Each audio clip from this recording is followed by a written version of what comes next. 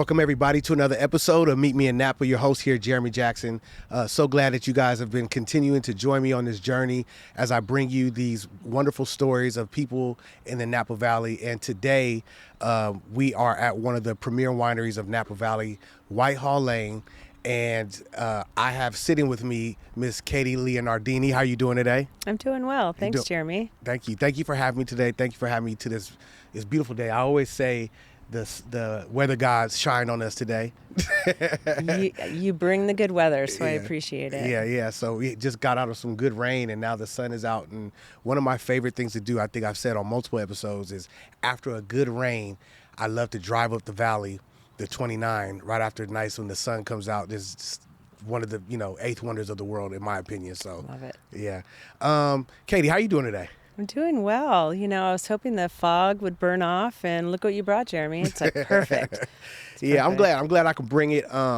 We were sipping on some of this good wine. You had the Semillon is what we poured, Semillon. Right? It's a 2025 Semillon that we bottled about a month ago. Okay. It's delicious. It's really good. I know we're kind of a little far away, so we'll cheers to a good conversation. There you go. Yes. Cheers. Cheers.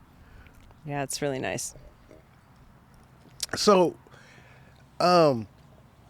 I wanted to get in a little bit just about, Whitehall Lane, what your father, your story, how he got here. Just give us a little bit of history. Of course, we have the picture here of this wonderful family dinner. You said this was 1939, and this is your grandfather's house, right? I think it's the early 1930s. Okay. So it's funny, we're coming on almost 100 years, maybe 95 years ago. Mm-hmm. My grandfather is in that picture in San Francisco. So my grandparents were born in San Francisco. I see my grandfather in that picture before he was married or had children. And I love that picture because, it's a typical Italian family, a long table with lots of food on the table and wine bottles, of course. They're shiners. Yeah. So who knows where they got the wine, because it was the early 1930s during Prohibition. And that's in San Francisco in the avenues, right? Yeah, we were talking about that earlier, out in the avenues. But it looks like a birthday celebration, maybe a baptism, or maybe just a typical Sunday afternoon or Sunday dinner. Mm-hmm. But we did that growing up, in a big family. My mom's Irish, but when she married my Italian father, quickly adopted making the big Italian family dinners. Big Italian dinners, yeah. So yeah, but it's centered around wine. Uh-huh. So it's what we did. And I remember when I was a little kid, and we grew up in San Francisco and then down on the peninsula just further south. But I remember, I'm guessing like the late 70s, my parents would load us up into the station wagon with a couple other families, and we would drive up to Napa Valley, and you can guess which wineries there were, in the late 70s. Yeah. And my parents would leave us outside, and we'd run around the vineyards, out in the parking lot, the dirt parking lots, and play outside when my parents would go wine tasting. Uh-huh. So that's kind of my first taste of being up in Napa Valley. So my parents definitely loved wine and were learning about wine at that time. So we, even though we weren't in Napa Valley, we grew up with it. Yeah. So it was definitely a hobby and a love of my parents. And then when my dad learned about a small winery called Whitehall Lane that was going up for sale in the early 90s, he quickly purchased it. And at that time, too, it was a really small winery. Yeah. It was, just this building, but it was about a quarter of the size that it is today. And just this vineyard surrounding. But, that was almost 34 years ago. Yeah. So your dad purchased this place in 1990? 93. 93, okay. Yeah, early 93. But it started in 79. Exactly, okay. You got it. So yeah. is the Whitehall the name of the family that had it in 79, or? Actually, Whitehall Lane is the street. It's the just name of south the street, of here. right? Yeah, it's the name of the street. I didn't know if that might have any correlation. So who was the family before? So two gentlemen from Los Angeles. Okay.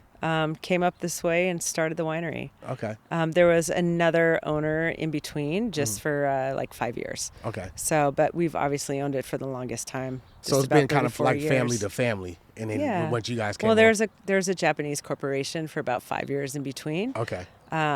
So here we are. So My dad had a long-term vision of growing the winery a bit and then becoming 100% estate fruit.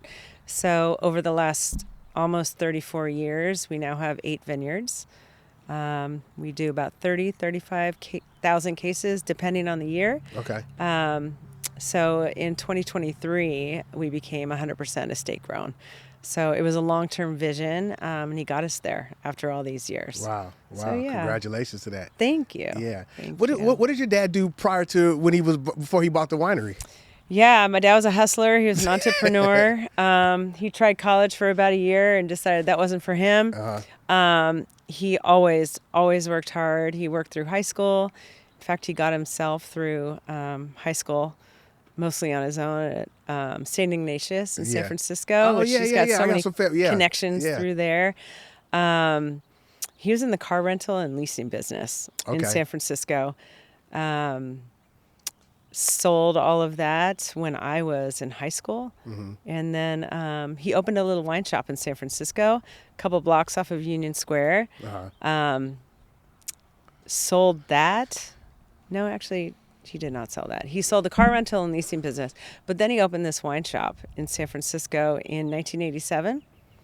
Still there today. Oh, wow. He sold that to the general manager during COVID. But that got him connected to Napa Valley and Sonoma. Yeah. So that's what got him connected to up here and finding Whitehall Lane. But it was kind of turning a hobby into a business. Yeah, yeah. And when he bought Whitehall Lane, that was just another opportunity to learn about a new industry. I mean, he would come in here and count inventory with our GM every month and just kind of learning the industry from the top to the bottom. Wow. It was just like a new challenge for him. Wow. So, yeah. So how many brothers and sisters do you have? I'm one of 5. One of 5. Okay. Yeah. So you guys were coming up here, running around playing. What was that experience like? Like, you know, people know Napa Valley, what it is today, right? But a lot of times of the stories when I talk to people like you guys and other people who've been here for a long time, they have such a totally different experience than what it is today. Give us a little, tell us a little bit what that was like for you guys, just from, a kid's point of view to now, Yeah. Well, like I mentioned, I remember coming up here as a little kid because my parents loved coming up here. Definitely less traffic, right? A lot less traffic. And that underpass on Trancas wasn't there. Okay. But there wasn't a lot of traffic back then. These 2-lane highways, dirt roads, like when you come into these wineries. But, I got married in St. Helena back in the day, and I didn't live here. Yeah. But I remember my dad calling me when I was in school, and he said, I think I'm going to buy this winery in St. Helena, in Rutherford. I think I'm going to buy it. And I was like, oh, okay. Like, great dad, another business thing he's getting into, because he was an entrepreneur. That's what he does. I was like, oh, okay. But, I was immersed in school doing my own thing, selfish at the time, It's like, all right. And I was getting through school and then graduating from college and then, figuring out my way and what I was going to do. Were you one of those kids like, I'm not going to do that wine stuff? Oh, for sure. Yeah. I got a political science degree. Then I got a teaching credential. Okay. Then I was traveling around the world. But yeah, then I eventually made my way back here and raised my kids here. This is all my kids know. I have 3 children. This is all they know. Yeah. And then before you knew it, I was here with little children and running around the vineyards with them. They're running around the vineyards, kind of reminding me of what I did when I came up here when I was little. Yeah. So raising the 3rd generation here, this is my home. This is their home. Yeah. This is all they know. This is all they know. Yeah. And I would bring them here, on the weekends after school, running through the cellar. They'd be hiding behind the barrels. So it's been really cool raising the 3rd generation here. Now, do you find yourself seeing in them some of the feelings that you had growing up? Seeing were your kids like, I don't want to do that wine stuff too, the same way you were, and then they love it now, or how's that work? No, it's different because this is all they know. I would bring them here almost every day. For a period of time, we lived on one of the vineyards. So that was their idea of going outside and playing. Yeah. You know, running through the vineyards, playing in the barn, playing here at the winery. And then when they were 14, I don't know if that's legal, but then when they were 14, you know, when we have wine club events, Yeah. they had to work them. Yeah. They worked. They had to interact, you know, with our wine club members. So it's kind of all they knew growing up. Yeah. And then not forcing it on them, but, you know, it's like, we'll see who's interested. Yeah, just kind of let them catch their own bug when they're ready. Yeah. Yeah. So far, one is in for sure. Okay. And the second one, definitely not. She's on the East Coast, international relations, so that's not it. And then the third one, we'll see. Yeah. But it's up to them. Now, your son, you're telling me the one that caught the bug, he went to UC Davis, you said, was it? Or He went to Cornell. Cornell, but up it's in upstate New York. He did get a viticulturology degree. Okay. So yeah, he's definitely in it for sure. Yeah, he's loving it. Yeah, and it's an interesting how he got into it. You know, if you remember the 2017 fires. Yes, who could forget if you lived out here? Yeah. Yeah, the smoke was really bad. It was during harvest. Most of our fruit was already in, but even though the fruit's in and in tank, there's a lot of work that goes on here. And smoke was really bad. Schools were closed down. And I wanted to get my kids out of here just for health reasons, but I had to stay. So I wanted to bring them down to my sister's house, who lives down in San Mateo. And my oldest one being like the man of the house, even though he was like 17, he's like, Mom, I want to stay with you. I'll stay and help you out here. I said, well, if you're going to stay, you have to come to work with me every day. And he's like, I'll help. So he would come to work with me for those 2.5 weeks. And I said to my winemaker, Jason Moulton, I said, Jason, put him to work, whatever you need. Because our cellar workers, they were coming and going. You know, they'd find out that their neighborhood was getting evacuated and they couldn't come into work. So whoever could help us, all hands on deck. We were grateful. I mean, Jason's dad came in, his dad's friends came in. And so we were super grateful. But so I said to Jason, you know, put Will to work. He'll do whatever. So William's in the tank, you know, digging out tanks, and he really enjoyed it. It's hard work. It's hard, hands-on work. And at the end of the 2.5 weeks, school opened up, you know, the smoke dissipated, and William said to me, yeah, I'm not going to go back to school. I'm not going back to high school. I'm just going to stay here and work. Yet you're a junior in high school. You're going back to school. He's like, yeah, well, I don't really like school and it's boring. I'd rather do this. I said, you're going back to high school. You have to graduate. You have the rest of your life to dig out tanks and work in the cellar. Yeah. So coerced him to go back to high school. And I said, yeah. So that's what made him decide to study viticulturology degree. Wow. So, so he's in Australia right now working. Oh, that's fun. That's fun. I mean, I think some of the things that you know, you had brought up earlier. There was a corporation who had owned it. You know, I see a lot of wineries that started off family owned and they sold, right? Yeah. And so for you guys to maintain this for this amount of time, what can you tell a little bit? What is that journey like? You know, kind of like behind the veil of what that entails. And how hard is that to do, especially in the climate today of what's happening in the Valley? Yeah, I mean, we talk about it, you know, here with the family, and I talk about it amongst my peers here in the industry a lot. You know, some families just expect the next generation, like, this is what you have to do. Yeah.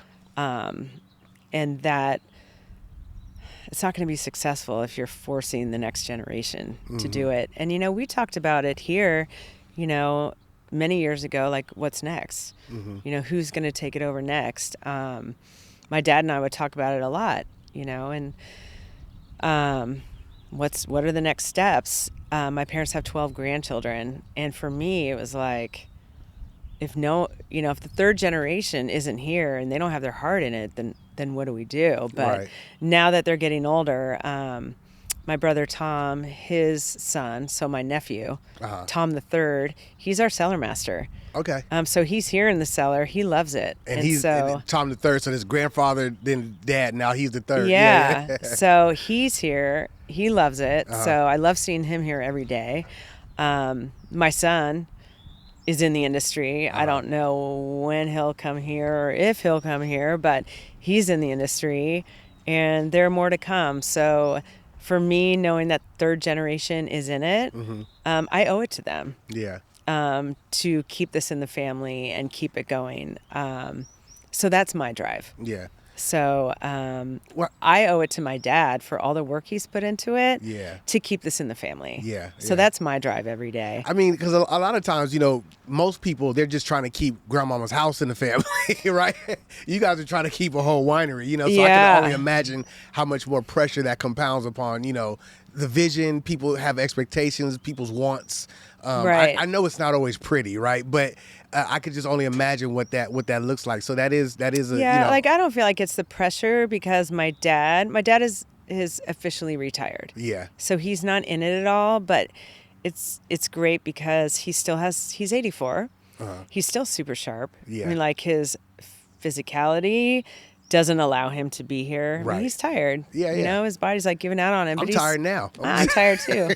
But he's still super sharp. Yeah. So it's great for me because he's still my mentor, and he still has so much to offer when I ask him for advice. So I'm still fortunate that I have that. But he doesn't impose on me, you have to do this. Right. You have to run it this way. He has totally let that go.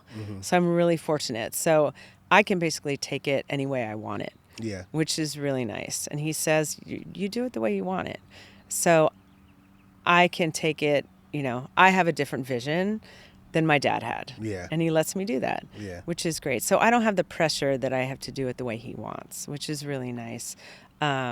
But I have the drive to keep it in the family for the next generation. So it's kind of nice. I have a question for you. Just as you were talking, I was thinking about like when you're coming along, there wasn't a lot of women in the type of roles that you're in today, leadership wise, dealing with, big, wineries or corporations, even in general. What kind of challenge was that for you in stepping into the leadership role here? Now, I know internally it's family, so that it's not the same as like trying to go work for someone else, but still, even somebody respecting your thoughts and your mind as you're negotiating things and business deals. How do you feel about that journey? And how do you, from when you started to where you see a lot of women in the industry now who are just dominating and doing a lot of valuable things? I think there are enough women, and you've just got to find those that you trust, and you've got to find your people, kind of like a support group. Yeah. There are enough women that you can, that I have found that I can reach out to, that I can confide in. Yeah. I've found them just, it's a small valley. Yeah. And I have found enough women that I can use as my support. And I've also found men that I can find as my support. I haven't found it. I mean, yeah, of course there are going to be some that aren't receptive to women in this position. Right. But I have found more that are receptive. Right. They haven't given you any trouble about it. Yeah. Yeah. I feel like there are more that are okay with it. What I find more challenging are the people that, since I'm only second generation, I found more challenging the people that have been here longer than the Leonardini family. Yeah. That we've been here longer. We're fourth generation. You're only second generation. Okay. And the disrespect there, I find more challenging. Okay. What kind of, I mean, if you care to speak to it, what are those challenges that happen in those type of, discussions, or how do they play into the business of wine? I mean, I think that can happen in any area. You know, I've been here longer than you, so I know more than you. But, that's not like an ego thing. Yeah. But that can happen in any industry, right? Yeah, or it does. any town. Is what it is. Yeah. But you just got to surround yourself with people that support you, that lift you up, and that's what you do. Yeah. No, I love that. Do you guys, do you find that a lot of women come to you for mentorship, like the up and coming ones, in any kind of way, or?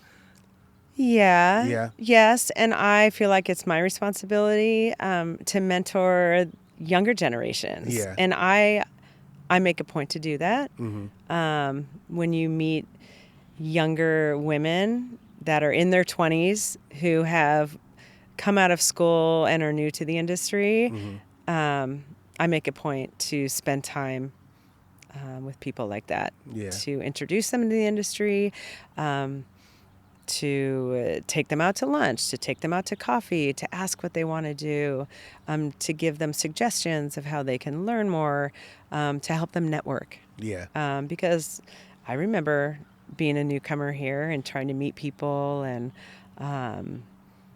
learn more. So I make an effort to do that for younger generations or people that are new to the industry. I think it's important. Yeah, yeah.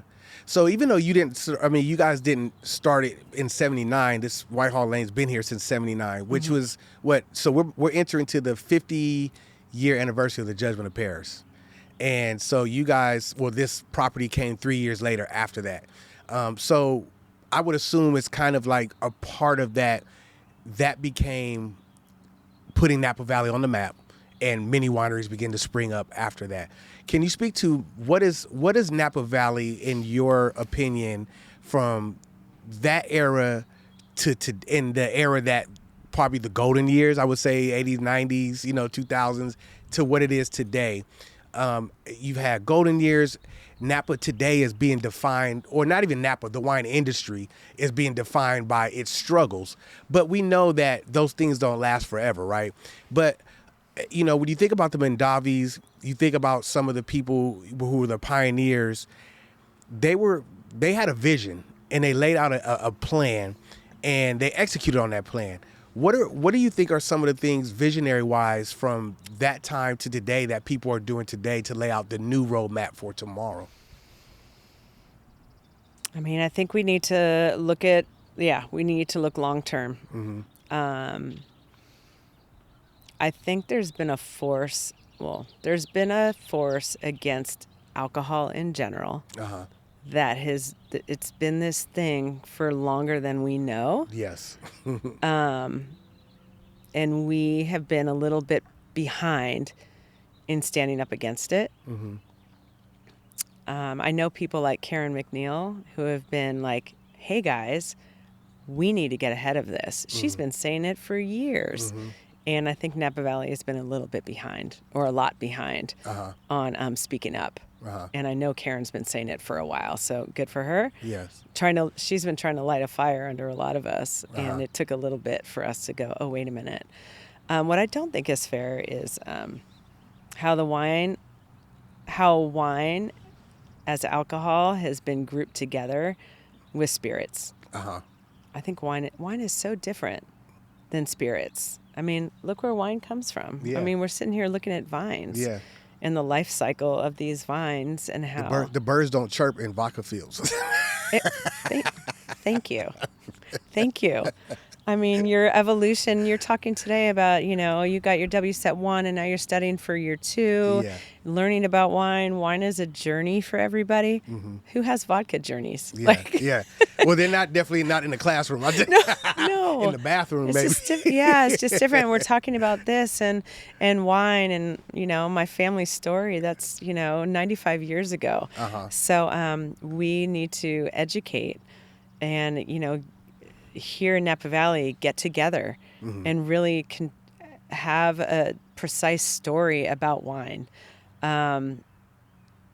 so that the journey continues. Yeah. Why do you think Napa has not, like you saying, Karen McNeil, who great book, The Wine Bible, of course, right? But why do you think that there's been a slow response to that, not getting behind that narrative? I don't know. I think the wine industry is kind of slow on everything. You hear it about social media. We just kind of do our thing, and because we really believe in what we do, you hear that the wine industry is slow on Instagram, on social media. Like we're not picking up on the trends. Yeah, there's truth to that. I know. I don't know. I think we just so believe in what we do day to day, and believe people will just come. Yeah. And they're not. Now it's like, okay, so we have to reinvent ourselves. Yeah. I think we so truly believe in what we do. You think there's a little bit of pride in that? With some, yeah. You also hear that, like, there's so much negativity on the outside about Napa Valley, how pretentious we are. how snobbish we are, how unapproachable we are. I'm reading a book right now, and I don't want to say what the book is, but a couple years ago it was on the New York Times bestseller. Someone gifted it to me a couple years ago. I'm finally reading it right now, and it's a great book. This guy who lives in Manhattan, and he's just done. He's just done with the lifestyle. He needs to just get out of the crowds and get away. So he does a journey walking from New York to a quiet area in Arizona, and he buys a house sight unseen, but he's going to do the 5-month walk to get to Arizona. And he does that, and then it's all about his life in Arizona. But in the book, like just out of the blue, there's 2 separate instances that he's ripping on Napa Valley and the snobbery and the pretentiousness. I'm like, where did that come from? Like, well, that was out of the blue. Even being able to walk for 5 months with no job is a... I mean, like, who can do that? You know okay, what I mean? well, you must have the money, and then you bought a house sight unseen. Right, sight unseen, yeah. Okay, so I don't know where you got your money. Yeah, but the audacity, right? I was like, why did you just take the time to rip on Napa Valley twice? But anyway. Well, let me go ahead and finish, okay. but I'll ask a question. So I hear this, but I mean, you know a lot of my friends. I'm sure I can list out the names. We are not those people. Yeah. I mean, when Tony and I go out, I think of like, I don't know, we eat out a lot, but like go sit at the bar at Cook, at Mustard's, at Rutherford Grill. We sit there and we meet people all the time that are here visiting. Yeah. And we just shoot the shit with people and, hey guys, what are you doing here? So if you come here to visit, just like take the time and slow down and hang out. And if you go to any of those 3 restaurants and sit at a bar, you will meet winemakers, vineyard guys, or women. Just stop and just hang out with people, and you'll meet the nicest people that live and work in Napa Valley. Yeah. And they'll probably invite you to hang out, or like, oh, let's go hang out tomorrow and go wine tasting. Come to my vineyard. Come hang out. Come to my house. Make you dinner. There's so much non-pretentiousness here. If you just come here, hang out, and just take the time to meet people that live here. Well, so I wanted to play a little devil's advocate, because I was saying, but can you see where some of that reputation was rightfully earned as well? For sure. Okay. But it's not my people. Yeah. Okay. There are a lot that aren't, but I can see it. But a lot of the visitors that come here are as well. Yeah. They are as well. Sometimes they're worse. I sit at a lot of bars and stuff and do stuff, and I meet people from out of town. They're just like, they come here with a chip on their shoulder already. But I'm like, well, you're here visiting, you know. Right. I always tell my story because I grew up 15 minutes from here, right? Never came here till more in my adult years. But kids, this wasn't a place kids would come unless your parents were bringing you, right? Right. But yes, that thought was here. But one of the things that led me on my journey was like, oh, no, it's not all that. There could be pieces of that, but there's more of the other side than there is the reputation, that negative reputation. And so on my journey is like to kind of dispel, not by intentionally talking about it, but just showing my journey. Right. Like, oh, look at this. Like, I'm a black man. I'm doing this thing here in Napa, and I'm talking. Like, yeah, if it really was all that, I wouldn't have the access that I do have, you know. And it's all organic and natural. It's not, you know, I'm not paying for any of it. I'm just here existing. You're here being you. And that's why I love the first time I met you. Yeah. You're just like learning about Napa, like just through your eyes, and just like you're super friendly, and we hit it off when we met. Yeah. Love it. Yeah, no, I love it. Yeah, no, I do. It's so community driven. But like you said, it's like anywhere else in the world. People are going to be people. There's going to be cliques. It's okay. There's going to be cliques. There's going to be, you know, good, bad, pretentious, non-pretentious. Right. But the majority of people are a lot of farmers. Yep. A lot are just getting up, going to work, driving up these valleys, commuting every day. You know, they got bills. I work in a barbershop, so the people got bills, they got stresses. They're concerned about health care. They're concerned about all the regular stuff that most people are thinking about, right? And so, and even like, I would say even like you, yes, is there a level of, my dad laid a foundation. I'm here to, you know, continue to let it grow. But you're still concerned with the day-to-day. You're concerned about the people who come into work for you, right? You're like, I care about these people, so the decisions you make affect their jobs and taking care of their family. So as I'm trying to build my business and my brand, I'm also understanding that the people that I'm working with are going to be affected by my good or bad choices, you know.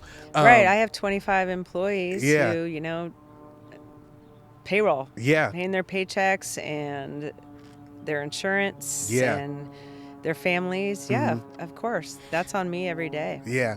And the other side of what affects what you do, of course, is, of course, laws and regulations, right?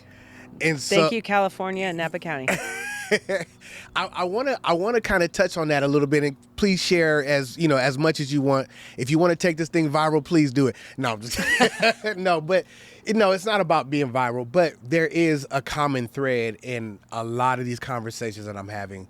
Of course, it starts with the Napa County and the supervisors. I'm not here to demonize them and make them out to be something that they're not. I'm just merely stating what people's experiences are. But then you have California. That has nothing to do with the local side. There's a California side.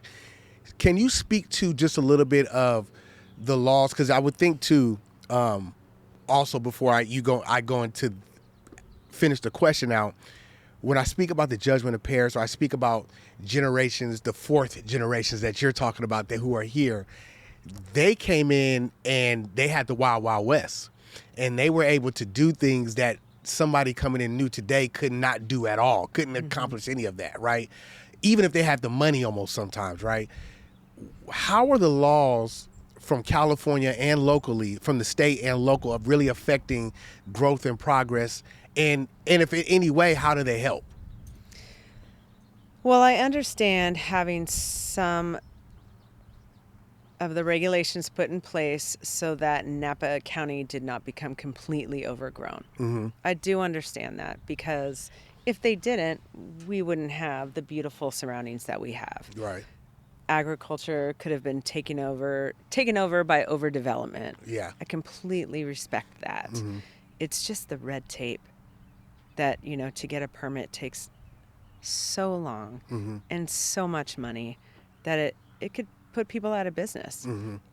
Some things shouldn't take that long and cost so much money. Right. And then to change those rules in Napa County takes years. Yeah. And Napa County is acknowledging that, yes, these things do take too long, but it's going to take 4 years for them to change anything. Before they change it again. Yeah. Yeah. And then on the California state level, there was a study done recently that was published, 2 months ago, and what it costs per acre in terms of the regulations. I think it's $1,700 an acre in terms of all the annual fees. That's like, come on. Yeah. And we outsource all our vineyard management, but those costs are passed down to us. Right. So, at some point you're pricing everybody out. Yeah. And there's just a disconnect there for these farmers. It's a huge disconnect. Well, and how is that sustainable? Yeah. That kind of plays into what I'm such a major player that you almost have to sell. It doesn't become feasible to continue. At this point you can't sell, because did you see the Crest report this year? The price of grapes went you can't sell, so you got to hold on somehow. Yeah. There's just a big disconnect at this moment, and things will, it's all cyclical. Yeah. In a way, but it's hard right now, so it's just, it's tough. Is the biggest issue that you feel like you guys are facing on the political side, or the economy, just the economy going through its topsy-turvy? Well, yeah, the economy is tough right now too, Yeah. and the future, it's hard to see the future right now. It's a combination of all, without getting political. Yeah. Yeah. But you know what? We hunker down and we do what we do every day. We do it because we love it. We love sitting here. We love being out in the vineyards. We love this. So you just have to stay focused on what you're doing and why. Yeah. It's what we do. Yeah. And I'm not here to grow. I'm not here to make a ton of money. I'm here to sustain what we're doing, and we do it because we love it. So that's what you got to focus on. And it's not for the faint of heart right now. And if you don't love it and you're not driven to do this every day, good luck. Yeah. Yeah. And like I said, I do it for the next generation. I do it because I truly love it. So we'll be good. Good. Are there anything new on the horizon for Whitehall Lane that you guys have coming up, projects, or just anything that, that's not right now that you're looking for the future to do? We're always coming up with fun bottle projects. Like I told you, we're 100% estate grown now. That was a long-term goal.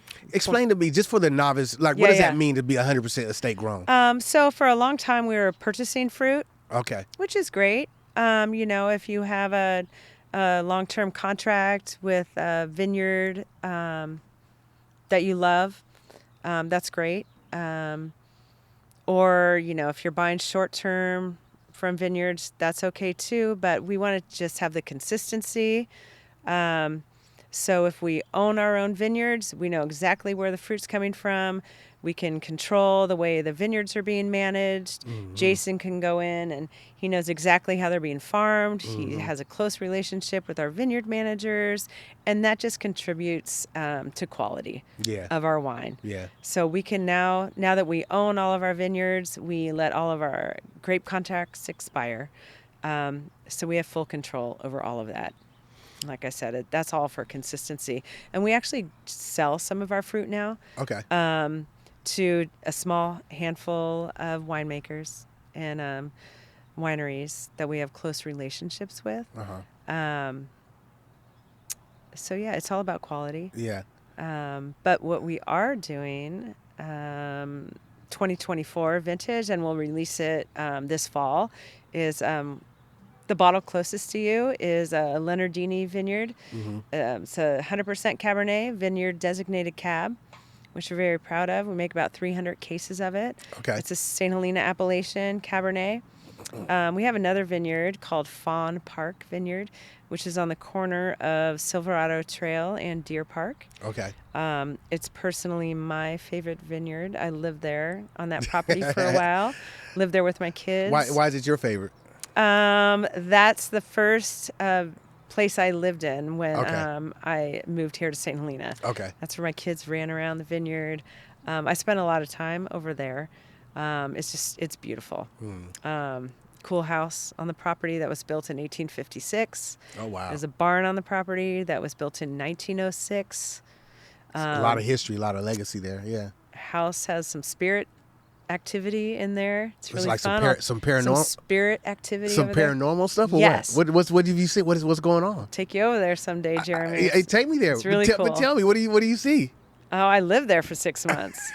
It's not what you see; it's what you hear and It's not experience. it's not like somebody floating over you at night or nothing like you. There's some good stuff. Okay. And there are a lot of old houses Now, like that. you got to make me a believer, because I'm not really. Let me not say I'm not a believer. I'm more skeptical.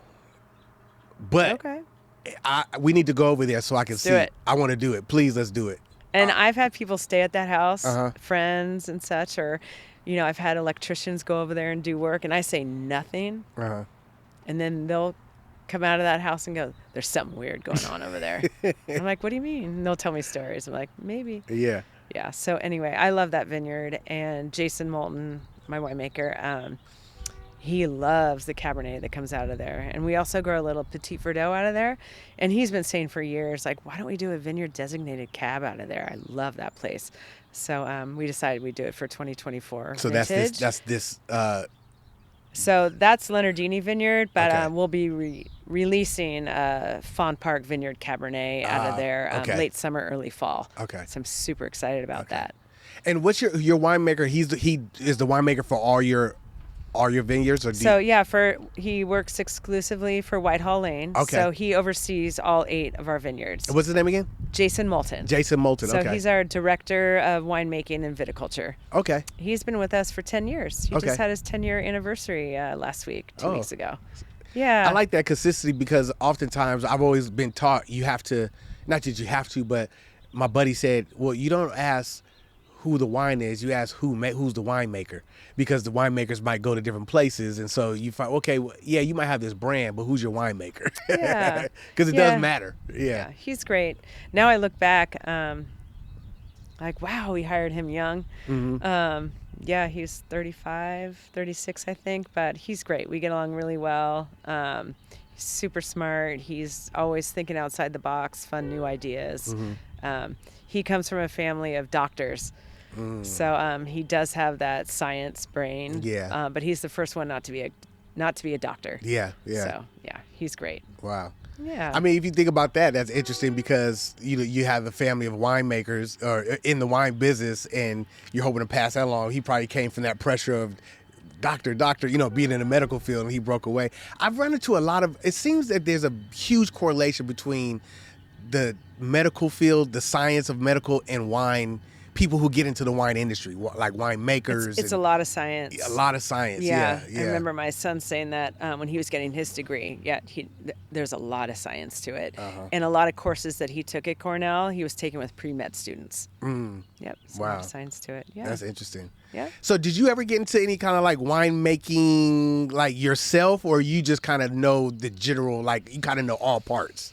Well, that's what I love about this industry. I always tell people, like, I'm always learning. I've been, doing this for a long time, but every day I learn something new. And, I've been on the operations side, the marketing side, the sales side, all of that, but not the winemaking side. And so on that part, I'm learning something new every day. I mean, there's so much to the wine industry that if you're interested in wine and want to make it your profession, there's so many things you can get into. Yeah. But there's something new to learn every day. That's why I love it. Yeah. But no, I have no professional experience in winemaking. Short answer. You drink a lot of it, huh? Yeah. Yeah. I love this nice, just white, in whatever varietals, Semillon. People, yeah. No, I know this is Semillon, but I'm saying in general, just a nice cold, crisp white wine on a day like this, when it's just warm out. It's not really hot, but the sun is out. It's so refreshing. There's nothing like it. Even I'm about to go on a little trip, and I'm like, people are talking about cocktails and all this stuff. I'm like, no, I want me a glass of Sauvignon Blanc on the beach, Yeah. It's just such a refreshing, and you could just drink lots of it without having all the the hangover and all this stuff, So we grow this right across the way. We grow 1.5 acres of this on our Bomarito vineyard over on Galeron Road. Okay. So yeah, really small production. Yeah. This is about 80% Semillon, 20% Sauvignon Blanc. Okay. We make less than 300 cases of it. And do you guys do a Sauvignon Blanc just straight only to you? We do a Sauvignon Blanc. We grow Sauvignon Blanc right behind you. Okay. And then additional over at the same vineyard where we grow Semillon. We distribute a little of it, and then we sell a little bit here. Okay. Yeah. Wow. That's amazing. Yeah, that's why it's fun to come to Whitehall Lane, but also other wineries in Napa Valley that distribute wine, because sure, like you'll see Whitehall Lane distributed in most states, like 45 states around the country, but you come to the winery and we have so many small production wines that you won't see. And that's the case for a lot of wineries in Napa Valley. Yeah. We distribute 4 different labels around the country, but we have 12 very small production wines that you're only going to see here. Yeah. And that's the case for most wineries in the valley. Yeah. That's fun. Wow.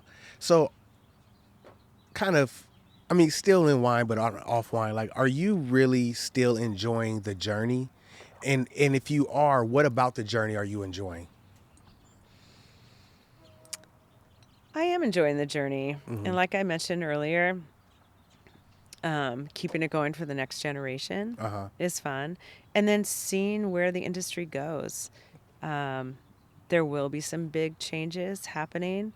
Unfortunately, there will be some brands that go away. There is glut in the industry, but there are a lot of virtual brands out there, $15 and under, that will disappear, and I think they should, because they don't have stories behind them. They don't have a soul behind them. They're taking space up on the shelves, and I think they should go away to make room for brands like ours and brands for a lot of the Napa Valley wineries that are family-owned, that do have stories behind them, that do have a lot of hard work with people behind them. Yeah. So I want to see that happen. Yeah. And I think with families and people that do have the grit behind them, they'll survive. Yeah. So I do want to be here to see that. Good. It's really important. Wow. Well, is there anything else you want to leave the people before we kind of go on about our day and continue to drink some of this good wine? Well, if you want to stick around longer, we can do that. Yeah. No, but I want to thank you for taking the time. Beautiful day sitting out here, and I just wanted you to see the atmosphere out here. Yeah. Because this is kind of our vibe here at Whitehall Lane, just sitting outside and relaxing, and I don't know if you can hear the birds on the camera, but it's just a really relaxing atmosphere. Up. Yeah. And this is just kind of our vibe, just sitting out here chilling, sit on a swing, Yeah. relax, and have some I wine. made a suggestion we should sit on the swing and do it, but then I was like, nah, it would be too much rocking. Yeah. And then behind you playing some pickleball, and we're going to do that in the next. No, yeah, I know. We're going to do it in the next couple of weeks. Yeah, we are. We're going to talk about it. But yeah, when we first decided to do it, it like rained the weekend or something. Yeah. So I was like, Oh, was that your excuse? Yeah. Well, I didn't want to slip and fall, hurt my knee, you know. But and then you did reach out to see if we can play another day, and I said, Jeremy, you were out of town. No, I said, Jeremy. Oh, I was. Oh, it's Easter. I said, Jeremy, that's Easter. And you said, you going to church? Are you going to church? I said, of course I'm going to church. We'll find another day. But now, like this week, next week, the weather will be perfect. Yeah, so it'll be perfect. All right. We'll do it. So we're going to do it, and we're going to post some of that. You'll see it online when we do it. Got a surprise coming up. Yeah. We got a surprise coming. So, Katie, thank you for letting me come here today. And thank you for being a part of this journey. And thank you just for the support behind the scenes. There's a lot of love. And my thing is, I just want everybody to know, like, these conversations that I have are genuine. You know, you guys aren't buying my, you know what I mean? And hey, just give me some money and talk about my winery. It's not that kind of thing.